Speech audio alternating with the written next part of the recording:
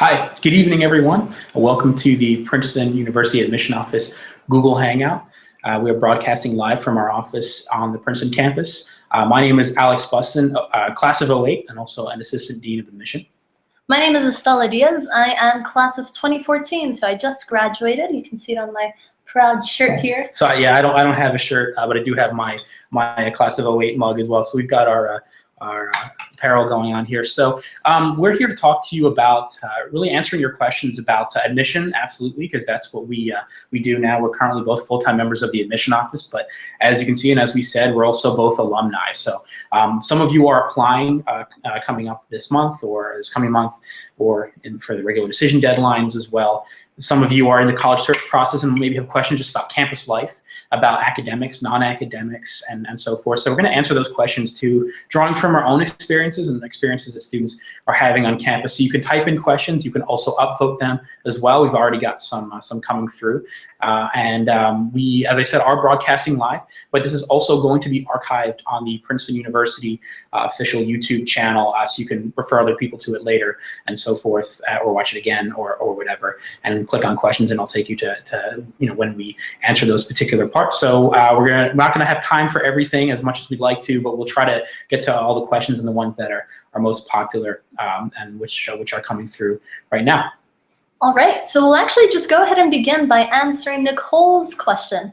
Nicole has said that she has recently completed her application and asked if she'll be interviewed. So first of all, congratulations, Nicole. Completing your application is quite a feat. The good news about the application interview process is that every single, we will actually be conducting interviews for most of our applicants. Alex, it's actually, yeah, just about all applicants. So just to kind of backtrack a little bit, as I mentioned, some of you might be applying now for the early action process. That deadline is November 1st. We also have a regular decision process of January 1st. Those both work the same way. The only difference is that there's essentially the timeline, and with all aspects of the application still apply, including alumni interviewing. So we have a very dedicated alumni network, some of them not just like us working in the admission office, but also volunteers who help us interview just about every single student. So we try to reach out to every last student who applies. We don't have a screening process. All you have to do is submit your application by the deadline, November 1st for early, January 1st for regular decision, and then a couple weeks down the road, an alumni representative from your area, hopefully close by enough to interview you in person, will contact you for an interview in a neutral location, such as a coffee shop, for example. And so again, we try to guarantee this for every single student. Our dedicated alumni network, which is about 12,000 volunteers strong, they interview on average about 99.5, 99.8% of our applicants. So it really is something we try to guarantee, and something where we we definitely factor into the process to help us get a sense of students, the personal side of the applicant, as well as your academic interests. And these are interviews, not interrogations. Feel free to ask the alumni representatives questions as well about the university. They're a good resource as well, because they're all former students as well, and they're like I said, just volunteers. They're just there just to give us an impression of the students. So the interview is optional, but we try to guarantee it for everybody, and we strongly recommend that everyone take advantage of it, because they can really only help you in the process and add some more information. That's right. So excellent. We're actually going to move on to another very popular question, and a good one at that. So the question is by Karan. The question is, how does Princeton University define a deserving applicant? So yeah, that's a really good question, and also a very broad one.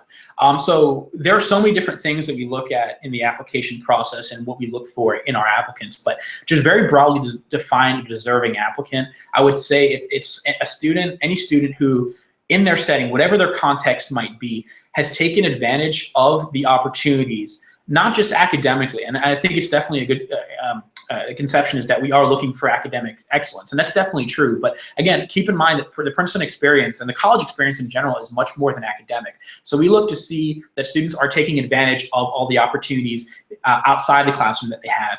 And whether it's academic or non-academic or your personal circumstances, this context is different for every single student. So rest assured that we are holding you to the standard of achieving in the opportunities that are provided to you, that what's available. And the students that we consider to be most deserving are the ones who have really taken advantage of those opportunities and really done great things to pursue what they're passionate about. And I think that's the most important thing to keep in mind when you're telling us about what you get involved in your application. Don't do the things that you think we want you to do. Do the things that you are most passionate about, and that give us an indication of what you'll bring to campus. So in approaching, what's a deserving applicant, or what is the university looking for, think of it more in terms of what do I have to offer the university, and what are my opportunities, and how have I taken advantage of those opportunities. And like I said, the applicants we feel that are most deserving are the ones who have taken advantage of those opportunities in every way they can.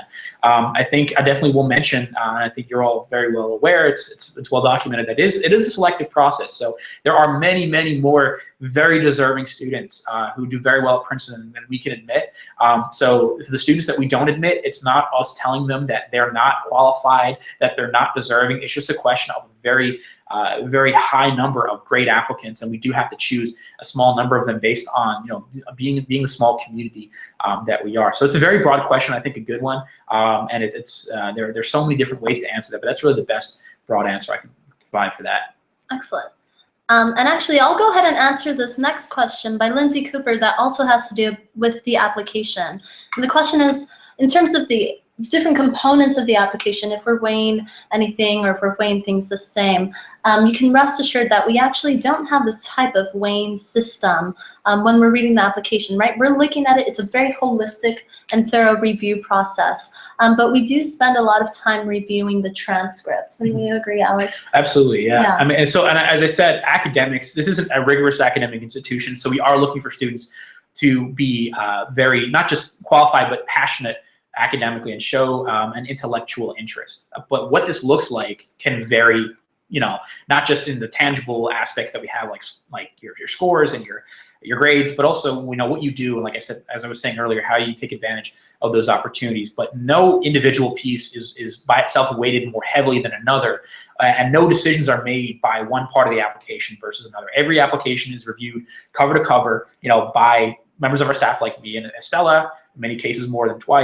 once or twice, and discussed in a committee process. And the parts, I guess, if anything, that are weighted the most heavily are the parts where the student's particular strengths happen to be. But no student is admitted in a given weighting process. Everything is reviewed because, again, it's a holistic process. We're evaluating the whole of the application and what students bring, not just in academic areas, but also non-academic and personally. Because as I said, it's not just an academic community. It is an extracurricular community, and it's a social community, and we want students to contribute to those areas and in all three areas very, very strongly. Thanks, Alex. So Alex, actually, I think this is a really great question for you. I know you've been answering a lot of these questions, but the question is by Nev Liu, and what makes Princeton engineering distinct from other engineering programs? Sure. So we should probably also mention kind of our academic background. So I was a chemistry major, which is obviously a science area, but it falls in the liberal arts and sciences degree, or the Bachelor of Arts, or the AB degree. The other degree specific to engineering is the BSc, Bachelor of Science in Engineering program. And again, the question is, what makes Princeton engineering distinct from other engineering programs? I think the individual academic departments are some of the best that are available out there. We have 6 engineering departments, as well as 11 certificate programs, which are something like interdisciplinary minors. And it's a great opportunity to work with outstanding faculty in those areas. But Princeton is, at its core, a liberal arts curriculum. Regardless of what you're studying, whether you're studying art history or chemistry or politics or mechanical and aerospace engineering. So while you get great opportunities to study the depth of engineering and a strong science and engineering curriculum, you're still a part of the liberal arts curriculum. Princeton doesn't require you to apply to different schools. So the School of Engineering and Applied Sciences at Princeton is not a separate application process. It's still rooted in this liberal arts curriculum. And I think what a lot of engineers tell us at Princeton is they chose Princeton for engineering because it's a great engineering program, but one that also still requires them and gives them the opportunity to be involved in humanities and social sciences programs as well. That is part of the curricular requirements, regardless of what your major might be. So I think that liberal arts emphasis as well allows students to become, in any field really, not just experts in their area, but really leaders in that area, to help them understand, how their area of expertise applies to the world outside of that. And it's also, I think it's a very diverse engineering program. I think in the most recently incoming class, over 40% of our engineers were women, and the national average is about 18%. So there's a lot of diversity within diversity in our departments, especially in the STEM fields, science and engineering fields that do nationally tend to be more male-dominated. It's a very diverse campus in the academic departments as well. So those are some of the unique features of engineering at Princeton. Great. So I'm actually going to go ahead and take this question about the residential college system on campus and how much that revolves around students' experience. So you should know right off the bat that actually when you enter Princeton, you will be randomly assigned to one of our 6 residential colleges. They include Rockefeller College, Forbes College, Mattey College, Butler, Whitman, and Wilson are the 6 residential colleges. So when you come to Princeton, you will be randomly assigned to one of these. And you can think of it a little bit like the Harry Potter process, right? Sure. With the sorting hat. Just that there is no evil college that you would be assigned to. And so you would be randomly assigned to one of these colleges, and then that would become your home, an alternative social home for you at Princeton. And it's really a home within Princeton, right? So you'll be there your freshman and your sophomore year. Each residential college has its own library and its own dining hall, but they also have another wide array of spaces on campus, right? Some of them have yoga studios, ceramic studios, dark rooms, music rooms, game rooms, the whole gamut. And the great thing is that you, as Princeton undergraduate students, will have access to all of those facilities across campus, right? So you can swipe into any dining hall on campus and have lunch or dinner with your friends, and you're not restricted to your own residential college. But there's also an alternative support system in place for you within your residential college. So each residential college has who's known as the master of the college, and they're kind of the spiritual leader of the college, and then there's the director of student life, there's the dean of academic advising, and they're all there. They will know you by name, right? They will know exactly which classes you're taking, who you're living with, and they'll be there to support you in whatever way they can. After your sophomore year, you then have a few choices. So we're big foodies at Princeton's campus, and you'll have a lot more food choices. After your sophomore year, you can either choose to remain in one of these residential colleges, or you can go independent and cook on your own. You can join one of our 4 co-ops on campus and cooperate with other students to cook some meals. You can join one of our eating clubs, but all of these are different options on our campus. So yeah, so you'll be in that community for at least the first 2 years for your freshman and sophomore year. Yep. And you can, after your second year, stay in a residential college, leave the residential college, and also combine your living situation with any of the meal plans that Estella mentioned. But the colleges definitely just give you the smaller community within a smaller community. But even if you leave the residential college, we have guaranteed housing for everybody for all 4 years. So you'll have a house, a bed, and a dining plan on campus. Unless you're independent, you kind of make your own dining plan for all 4 years. And that's and also another point to mention is that if you physically leave your residential college and live in upper class housing, which our dorms kind of scattered around a little bit more, you're still a part of that residential college community that stays with you for all 4 years. So those amenities and that advising, those faculty give you a great, a great chance to stay with that for all 4 years, right up until graduation day. We actually received, at least when I graduated, we actually received our diplomas from. That's right. Are they still doing that from the residential college? So that comes full circle for you as well. And also one thing I'll mention because it relates to a question I saw earlier about a student asking about faculty interactions with students. I think Princeton's well known for its faculty's dedication towards teaching undergraduates in the classroom, obviously. The residential colleges and the dining halls give a great opportunity for faculty, not just the master of a college who lives and works in the residential college with the students, but also any faculty just to talk to students. And there's some great videos on our website with some of our faculty and just kind of talking about how they interact with students outside the classroom. They'll just randomly sit at a dining hall table and talk to students about anything from particle physics to their favorite reality TV shows or whatever. I mean, I think it's something you really feel as a student that these faculty members are some of the leaders in their fields, but they're at Princeton for the undergraduates, not just in the classroom at all times. So, and the residential colleges really help to facilitate that, more than just kind of this community where you're living and eating for 2 years or for 4 years. Absolutely. What was your residential college? So I was in Rockefeller College, okay, which cool. is the beautiful one with all the arches. Yeah, I was like... I was too. I was also in Rocky, okay. which is great. And so I think students also have kind of an identity with their college as well to an extent for at least those 2 years for sure. And we're on the same team, so that's right. There's a few. There's exactly. a little The intramural rivalry. teams. Yeah, definitely.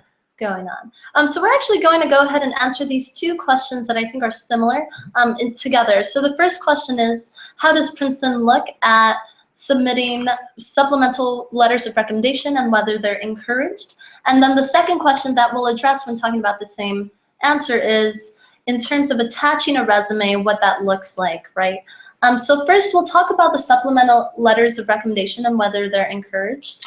So there's no yes or no answer for every case.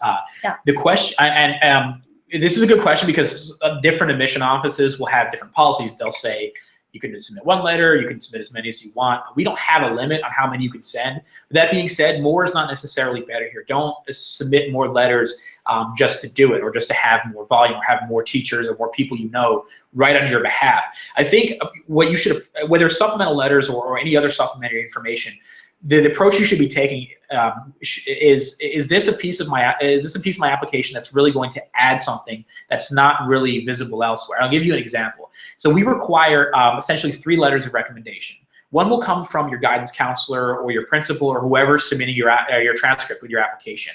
And this can range from a counselor who can tell us your life story to a counselor who maybe has met you once or twice in the caseload of 700 students and doesn't know you very well, or even in an international context where there's no kind of guidance counselor equivalent. Again, coming back to context, which I mentioned, we understand what that context is and we'll evaluate it appropriately and not allow those circumstances, whether it's letters or counselors or whatever, to have a negative impact. But generally we'll leave that one letter. And then in addition to that, we always require 2 letters of recommendation from teachers. So these are like core academic teachers, which will tell us something about you personally, but also they are academic as well. So you choose a core or a solid area, which includes math, science, English, social science and humanities like history, economics, that kind of thing, and a foreign language. And that's all we require. If you want to submit something in addition to that, think to yourself, is this something that's going to add something or speak to something that other recommendations won't speak to in the same capacity? For example, if you're really into dance, and dance is a particular talent you're bringing, your dance instructor could be a good example of someone to send an extra letter in.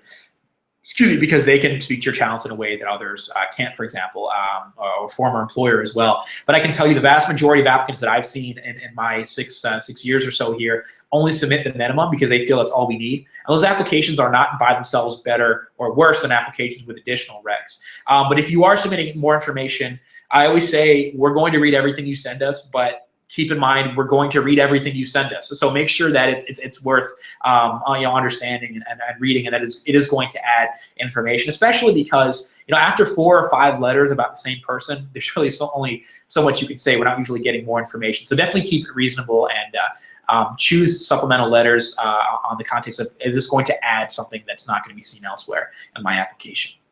Absolutely. So I think a lot of what Alex is touching on also addresses the question of the resume, right? So if you feel like your resume is covering things that your application has otherwise not touched on, then most certainly include that resume. And you would be able to include that resume in your application as a part of the Common App. Is that correct? Yeah, you can upload a resume.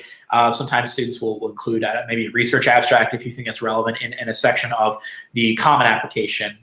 If you're not familiar with that, I imagine most of you, if you're applying, are. But we use 2 different general application processes: the Common application form and the Universal College application form. Neither is preferred. But those both give us a general form to fill out, and they do allow you to upload documents as well. There is a section that students will use the non-academic, the extracurricular section, where they'll talk about their non-academic activities. And I think students sometimes submit a resume if they want to elaborate more on activities because there's limited character space and whatnot in that extracurricular sheet. But again, coming back to similar to what I said earlier, the vast majority of applicants I've seen feel that they can submit everything concisely in that extracurricular sheet. If you want to add a few more details, you could do that. But again, being concise is important here. If you don't write essays about your resume and so forth, and there is an opportunity in the essays to expand in some cases about an extracurricular interest if you want to do that. So again, as with letters, if you feel it's relevant, you could do it, and we'll look at it in most cases. But don't feel compelled to do so, or that sending a resume automatically gives you a competitive edge or anything like that. It's just a chance to elaborate if you want to do that. Absolutely. Excellent.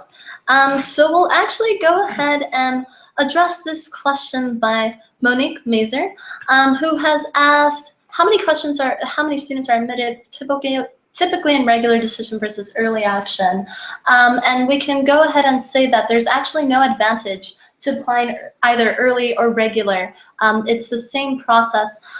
The only advantage really to applying in early action is that you get to find out sooner, right? By mid-December, you find out whether or not you've been accepted into Princeton. Absolutely. And early versus regular questions are good ones, because this is something when you decide on which university, if you're going to apply early, you do need to understand what the policies are and also how the process works, because this can vary. What Estelle said is absolutely true for Princeton, but other institutions do look at early applicants sometimes differently and do give them a significant advantage, in particular with early decision processes. And we mentioned that just because I think students sometimes ask this question because they want to know what are the advantages, or what are the statistical or the numerical advantages as well. And I mean, the most important thing to keep in mind is the way we review the application is the same. So the students we admit in early action would also have been admitted in regular decision, and vice versa, assuming the same information across both pools. Again, it's a hypothetical question, but so the process is the same. But it's not representative. We don't have a given quota on how many we're going to admit in early. And that being said, there's no inherent disadvantage to applying regular by a numbers game or whatever.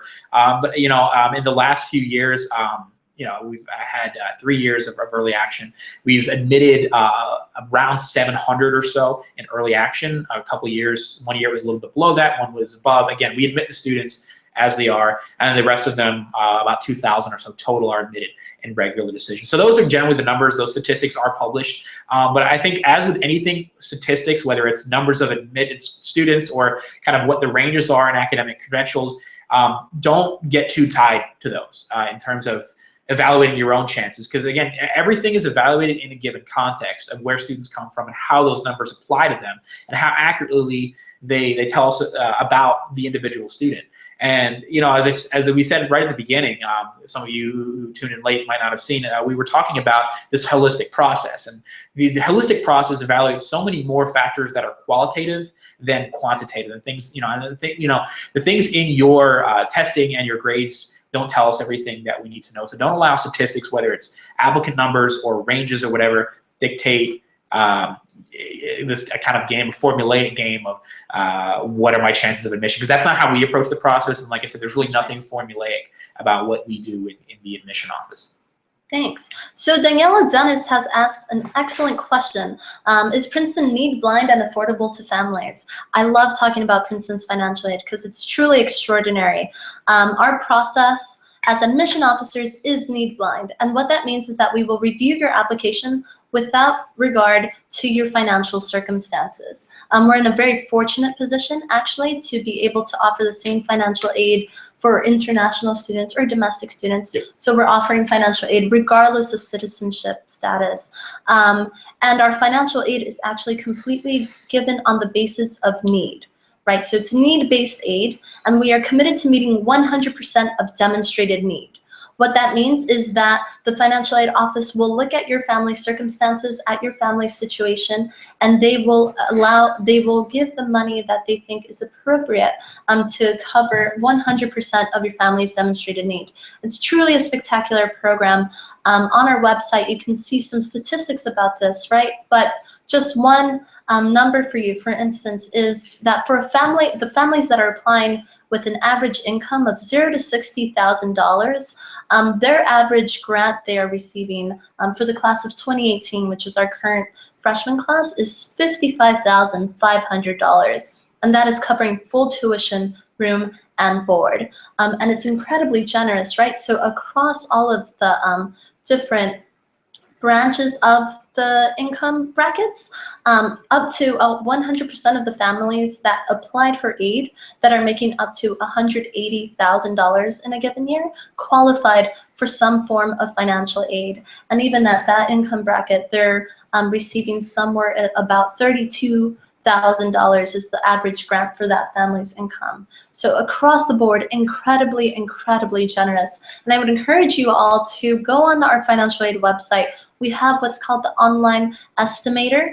It's completely confidential and anonymous, and you would be able to put in some information. It's very simple, coming from your income taxes and so on and so forth, and it will give you a very accurate picture of what you can expect to receive in financial aid from Princeton. Another thing that's important for all of you to know, in case you are applying very soon or this year, Princeton does not accept the CSS profile, right? We have our own financial aid application, and it's called the Princeton Financial Aid Application. The reason we don't accept the CSS profile is because we provide our financial aid application completely free of cost.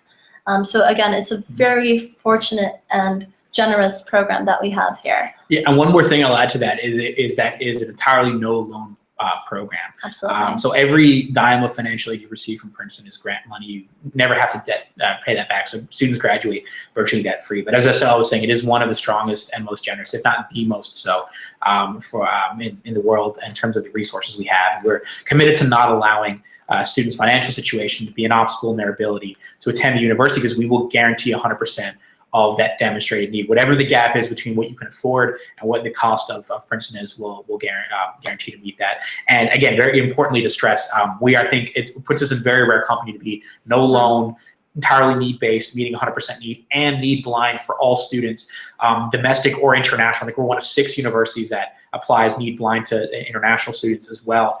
So your background, your citizenship, your country of residence, you qualify for financial aid the same way regardless of any of those statistics. So yeah, those stats give you an idea of how generous the program is, but it is one of the strongest out there that will absolutely be committed to providing everything that you need and not allowing how much you need to be factored negatively into the process, because again, we are in a fortunate position to have the resources available to know that we can provide 100% of demonstrated need for every single student. So we basically review the applications, we send the names over to the admission office, to the financial aid office rather, Yep. and they put together the awards. So your financial aid requirements will never have a negative impact on your application, because we know that we can guarantee that for every single student. Unlike schools who might be need aware because they're working with a different budget, we know that we can provide that for every single student.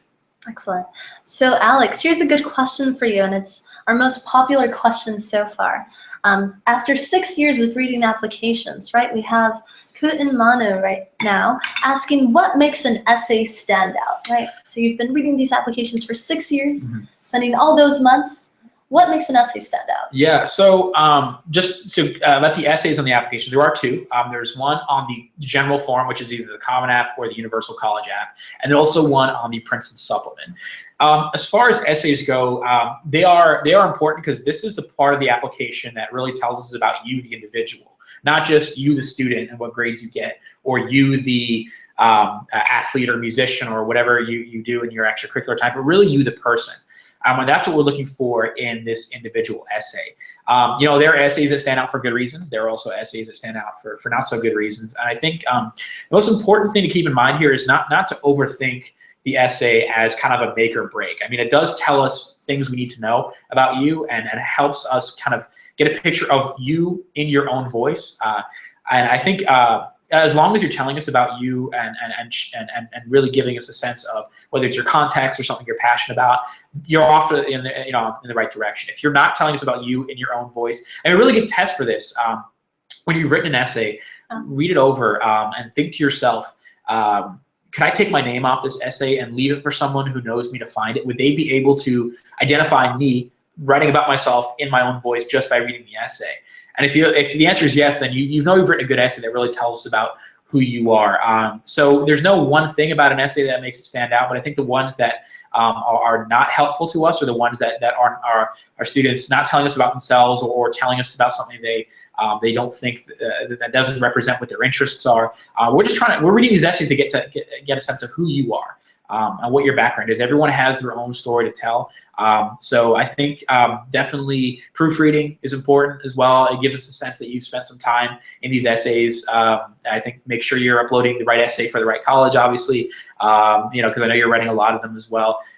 So I think, but be genuine in your essay. The ones that stand out as great are the ones that really are genuine and are telling us about you, the person, your interests, your context, and so forth. So that's my advice to you in writing your essays. Yeah, and I think that was an excellent segue, actually, Alex. And the same would apply, right, for the application's short questions, the short essays that are included. Absolutely. You should let that answer speak for itself, elaborate a little, but to the extent that you feel comfortable. And again, this should be representative of who you are. It should speak to you.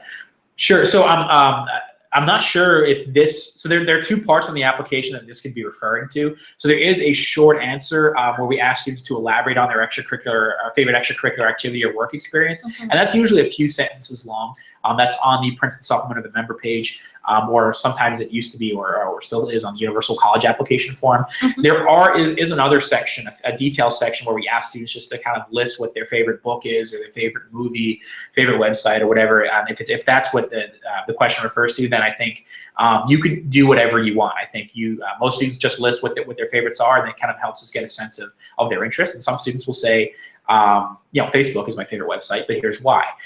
Or this is my favorite book, and it's not because I read it for 10th grade English class. It's because it relates to my experiences and so forth and whatnot. So don't feel like you have to elaborate in those detail sections. But if it's for the short answer, the one which asks you elaborate on your favorite extracurricular or work experience, then you should definitely do that. Absolutely.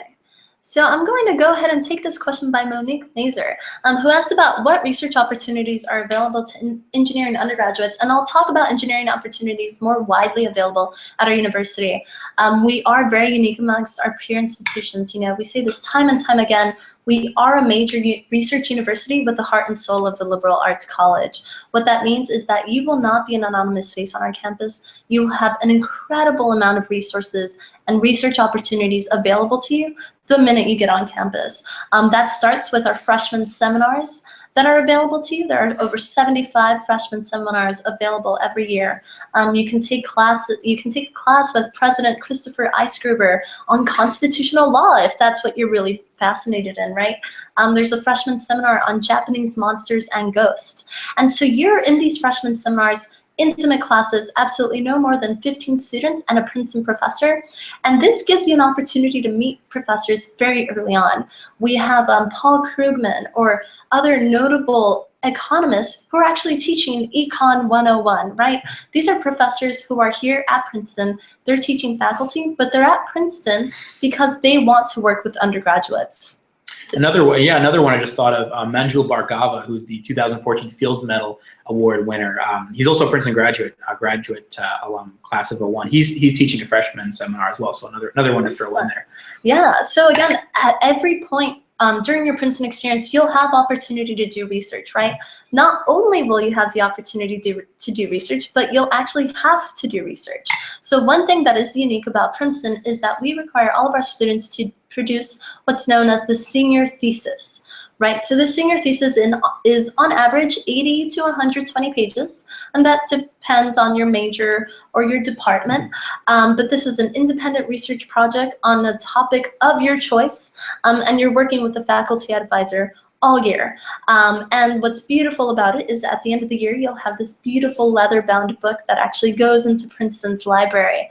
So no matter what you want to do in your life, you'll have produced the senior thesis. Prior to writing your senior thesis, you'll have actually also produced a junior paper your junior year, either 1 or 2 depending on your department. And before then, if you want to do research, beginning your freshman or your sophomore year, there are absolutely those opportunities to do so.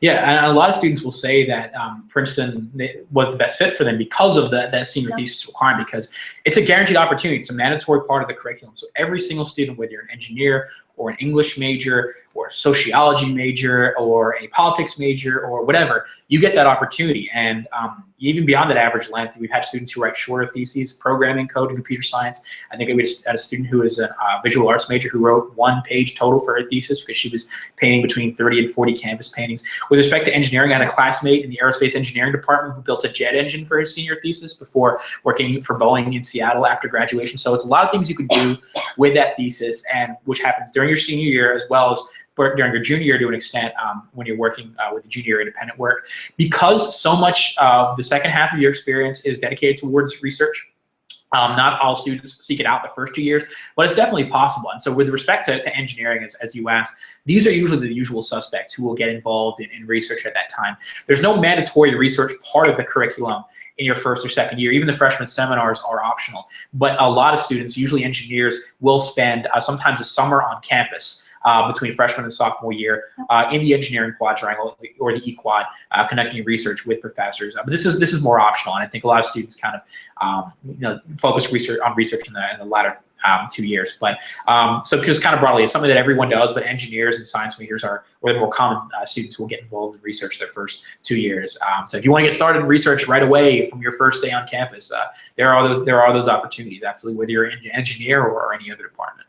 Yeah, so speaking in terms of our engineers, right? Albert Hahn, another popular question, has asked whether applicants for the BSc program will be reviewed separately from other applicants. And actually, they're reviewed all in the same pool, all together. Naturally, some will be BSc and some will be AB, but on the whole, we're reviewing them all together. So when you are applying to Princeton, you're applying to Princeton University. You're not applying to the School of Engineering. Yeah, and it's exactly as I mentioned earlier. And this is what differs Princeton a little bit in that other liberal arts institutions are set up in different ways that are required to apply to a given school. There is a part of the Princeton supplement where you can indicate AB or BSc. BSc is engineering, Bachelor of Science and Engineering degree. AB is everything else, the liberal arts and also the natural sciences and math as well. You don't have to choose one of those options. You can also say undecided. And then on top of that, regardless of what you decide, what you choose, there's nothing binding about that. I actually applied as a BSc student. I was interested in chemical engineering, and you don't actually have to make that decision until you set foot on campus your first year. And then at the beginning, when you come to campus, you decide whether you're AB versus BSc, and then you'll select your major towards the middle end of your first year if you're a BSc student, or the middle end of your second year if you're an AB student. So you have a lot of time to figure out what that's going to be. So, but the process, they're all reviewed together because they're not separate application processes, and we know some students will change their minds. And like I said, some students are undecided. The one thing I will mention, though, is that if students do check BSc, two things actually. If students do check BSc on the application, there is a third essay or statement in addition to the first two I mentioned. And this is just a chance for students to give us some more information on their background and their interest in engineering. It doesn't have to be the engineering experience you had. If you had one, great. Not everyone does, and we understand that. And if that's the case, we just want to get a sense of where your interest in engineering lies. But for the students who definitely tell us that they're going to be engineers, and they definitely, engineering is going to be where they'll be studying at Princeton, we do look for a certain level of preparation in the physical sciences and math as well. So to the point where we actually, as you might know, we require 2 SAT subject tests in addition to either the SAT reasoning test or the ACT with writing. And those 2 subject tests, if you're an engineer, one of them has to be in math, level 1 or 2, and the other in chemistry or physics. For the AB program, we don't have any requirements. But we do, like I said, for students who are definitely interested in BSc and tell us that that's what they're going to do on campus. And that's, like I said, there's nothing committing about that, but we get a sense from their application that that's what they want to do. Excuse me, we will look for preparation in math and physical sciences. That's really the only way that it differs. But as I said when I was talking about engineering earlier, it is a liberal arts curriculum, whether you're an engineer or an English major here. And we look for students to have diverse interests as well. So our process is respectively also integrated in that, and not separating students into given boxes, because you won't be in a given box when you're here. You'll be involved in a lot of different areas. Yeah, so I think we actually only have time for one more question. I've looked through the questions, and we have different variations of this question, so I think it's important that we answer it. And currently it's presented by Gloria Wu, who has asked how we handle applicants whose schools do not rank students. Yeah, so this is a good question, and it alludes a little bit to what I spoke about very broadly at the beginning, and just kind of the context of the school. And I think the most important thing to keep in mind is whether it's something specific about what your school reports in terms of rank for GPA, or more about the curriculum and what's taught there, how students are evaluated, we hold you to the standard of what's available and what's possible in your school. And you might think that we're looking at students in this kind of standardized scale of the GPA, and this is what kind of looking at statistics might mislead you into believing. But again, our evaluation of every single student is based on their individual context and what's available to them in that setting and how they're evaluated. So, you know, and rank, for example, is information that some schools provide and some don't. If they provide it, we evaluate it if it's relevant. If, you know, and I say if because weighted versus unweighted rank, you know, there are different, you know, nuances to that as well. Same thing goes for GPA. You know, schools have different ways of reporting GPA, not just weighted versus unweighted, but also other GPA scales. Some schools don't even provide GPA. Some schools don't even provide numerical grades. So I think the bottom line is whatever scenario, reporting method your school has, we've seen it before and we know how to evaluate it. Because usually your schools are very good at giving us a sense of that, what's possible, what's typical, and how you individually are performing in that context. If we don't know it already, and if, you know, there is missing information, the burden is on us to understand that, and we will get in touch with the school if there's information that we feel we don't understand in terms of the way schools are students are evaluated, how information is reported. But again, we understand the context of your school, I think, a lot better than you might think, and really, like I said, hold you to that standard while we're comparing students across the applicant pool, but holding you to the standard of what's possible in your setting. Otherwise, you know, holding students to the same standard in terms of GPA or rank wouldn't make any sense because it's not applicable to every single student. So keep that in mind. Kind of our evaluation of your individual context is what takes precedence. Anyway, as Estella said, we do have to wrap it up because we're just about at the end of time. But this isn't the end, even though we're concluding the live broadcast. As I said at the beginning, this whole video will be archived on the Princeton University YouTube channel. But there are also other ways to ask us questions.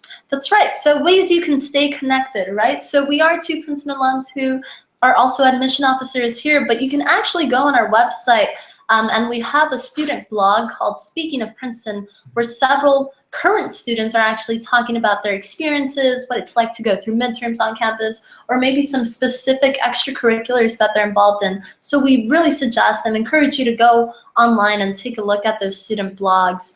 You are also more than welcome to email us with any additional questions you have. We know we weren't able to talk about a lot of the questions that you've posed for us today. So please, we encourage you to shoot us an email. You can email uaoffice@princeton.edu or give us a phone call, and all of that information is found on our website. And if you call or email this number and email address, that's sent to us. You know, that's people like me and Estella will rotate and answer those questions as they come through, and so we'll answer your questions going down the road, whether it's something broad or something specific about the application. Do the same thing with the financial aid office as well. When we talked about being need blind, what that means for us is that people like Estella and I in the admission office, we deal with admission. Financial aid is handled separately. So specific questions about that, or even general questions, definitely direct to the financial aid office. We have counterparts over there as well, you know, ready to answer your questions. That's all on our website. You can also find more information, I think, like the Speaking of Princeton blogs on the Princeton University official Facebook page. So keep an eye on that and the Twitter account and so forth. Also for more Google Hangouts like this one. We, you know, in addition to doing these in our office, the financial aid officers will do theirs as well. You can ask live questions. We've also had some students doing them as well, so keep an eye out for those. And like I said, if you can't watch it live based on time zone or whatever, these are archives. You can watch them or watch the segments of it that were most, you know, most important, most interesting to you. Yeah, but follow us. Be our friend on Facebook, follow us on Twitter, follow us on Instagram. We also have a Snapchat account. So all of those things, you're more than welcome to follow us there. Thank you all again so much for being here with us tonight. We hope to see you in future Hangouts. We hope to hear from you soon. All right, thanks. Have a good night. Have a good night.